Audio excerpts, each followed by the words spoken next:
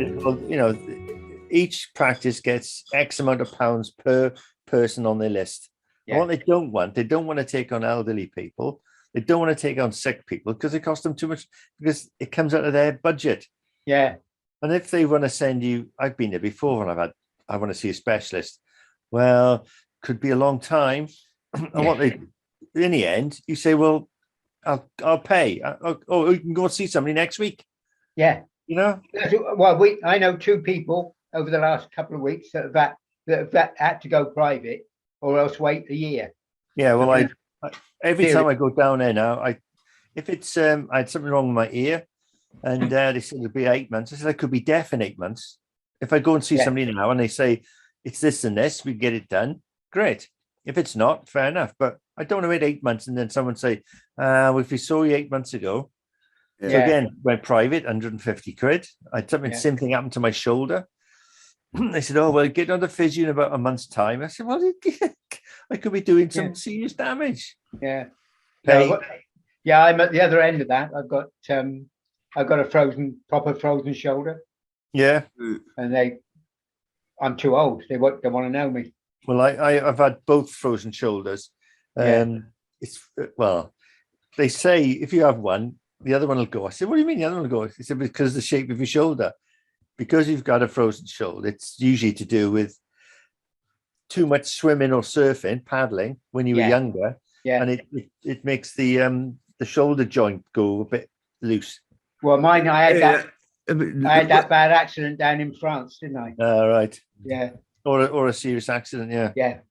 So my left arm is shot. I can only lift it. Well, I tell you what I did, Dave. It took me a long time to do. I couldn't lift my arm up. I got it put horizontal, and that was about it. Couldn't move it any further.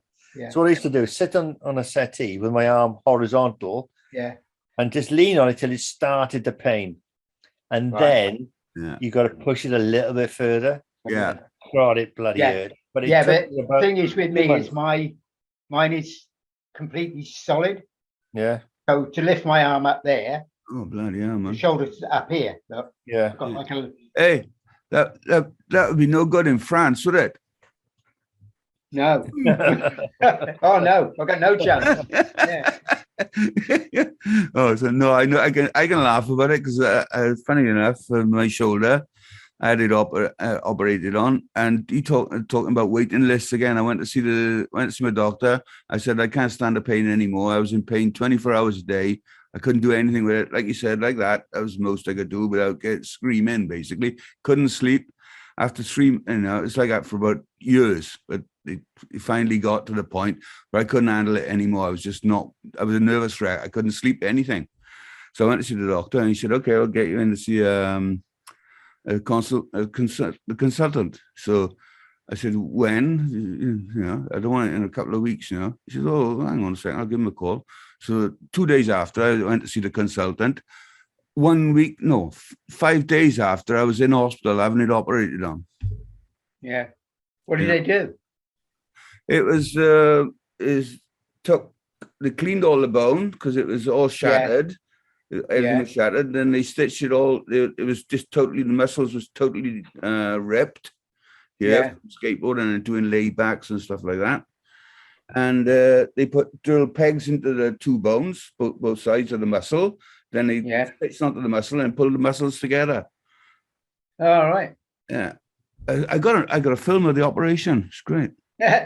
Not my operation, but the operation. Yeah. The operation. Yeah. A friend of mine sent it to me before I went to have it done.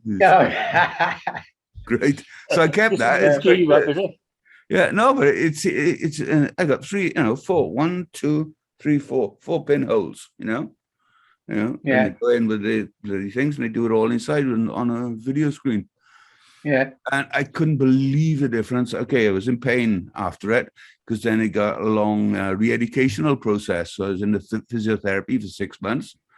But in the end, you just go like that. This arm, do that. And I couldn't do that.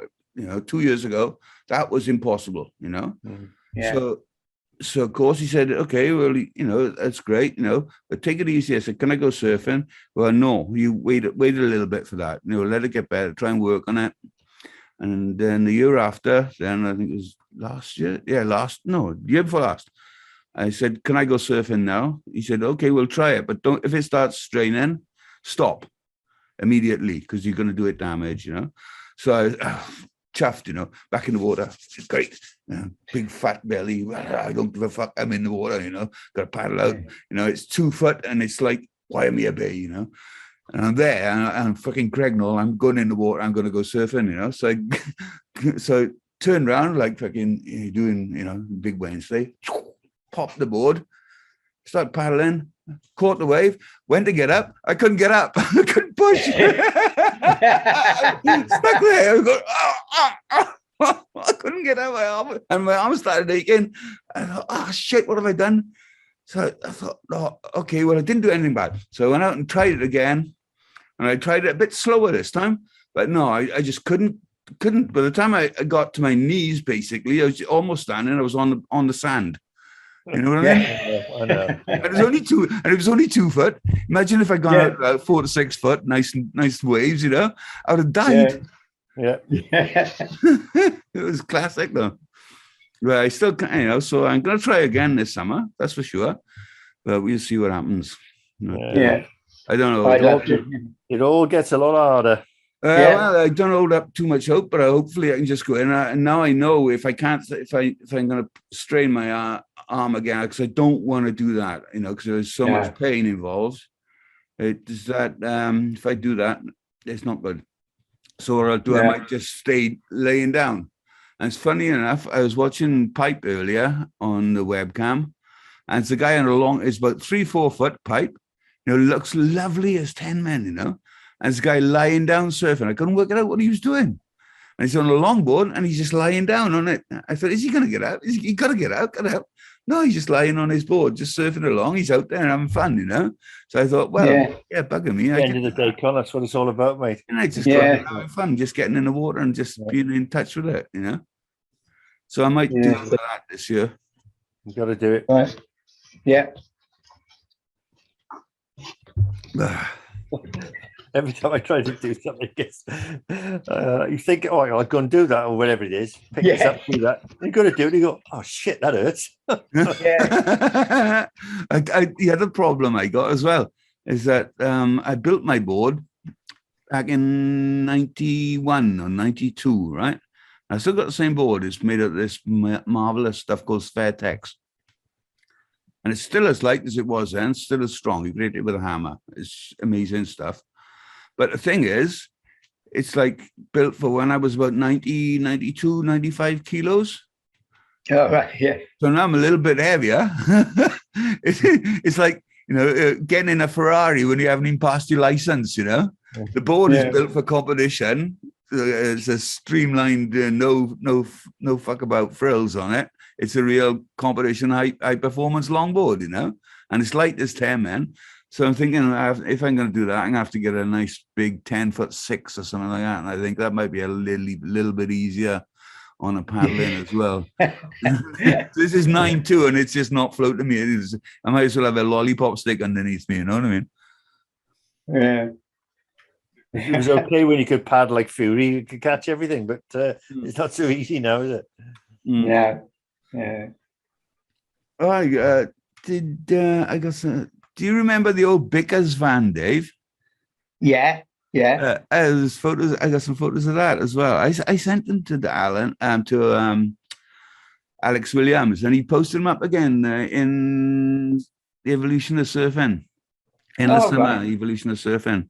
Have a look, because there's a couple of shots of Gossy as well, walking down the beach and looking at his board or something. And there's the Bickers crew there, you know, the van, the old Bickers van. So who was there? Do you know? Oh, Conway and... no, I don't know. No, it's just a van, but then you get the beach afterwards, and it's Mumbles Langland Boys gone down on tour to Newquay. Yeah, I'll check it out. I'll try and find it for you, and I'll send it to you. But it's in the endless summer of evolution of surfing, you know. Was that on Alex Williams's? Yeah, on Alex Williams' site. Yeah, I'll have a look. Yeah, and it's interesting because I found those. Oh, I don't know how I found them.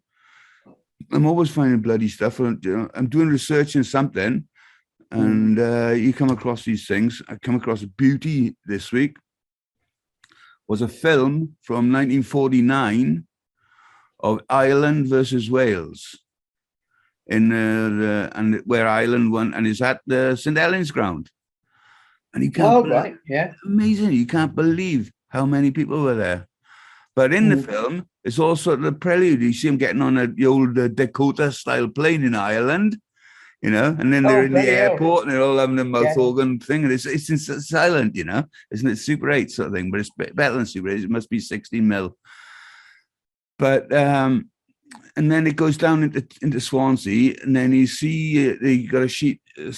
You got the corner of Joe's, and the one that goes down towards town, and then the one that goes up to St Helens Road, and he pans right across of Joe's in 1949. So what I did was I got about 7 shots off the film, and then made a panorama of it. And I'll show it to you now if I can find it. Here it is. Yeah, I saw that tonight, Con. It was good.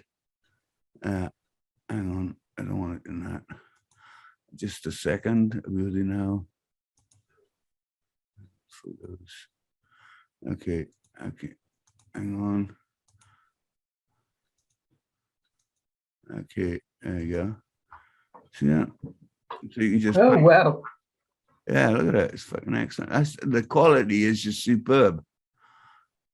That's amazing, isn't it? Yeah. There's a lot of work in Photoshop to get it right, huh? Yeah. But look at it. You just zoom into it and you got everything in there, man. That's the quality of 16 mil film, isn't it? You know, like you said before, Kipper, everybody's going back to 16 mil.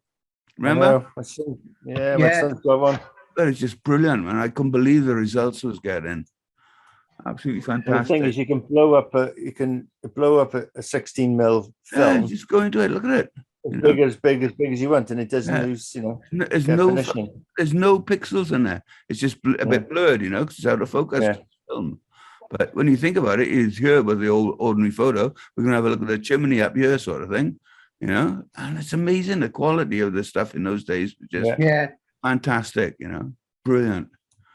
Well pleased with my result. Well done. Well stoked on that one. Yeah. So I still got a few more shots to do it. I did a panoramic of outside the ground as well, with all the old cars. And there's an old Volkswagen Beetle there. You know, it's just after the war, man. 2 years after the war finished. You know, no, 4 years after the war finished. And they've got a Beetle there, and it's, you know, it's a split screen in the back or something like that, you know. Yeah, that's right. They were weird, weren't they? Yeah. Good.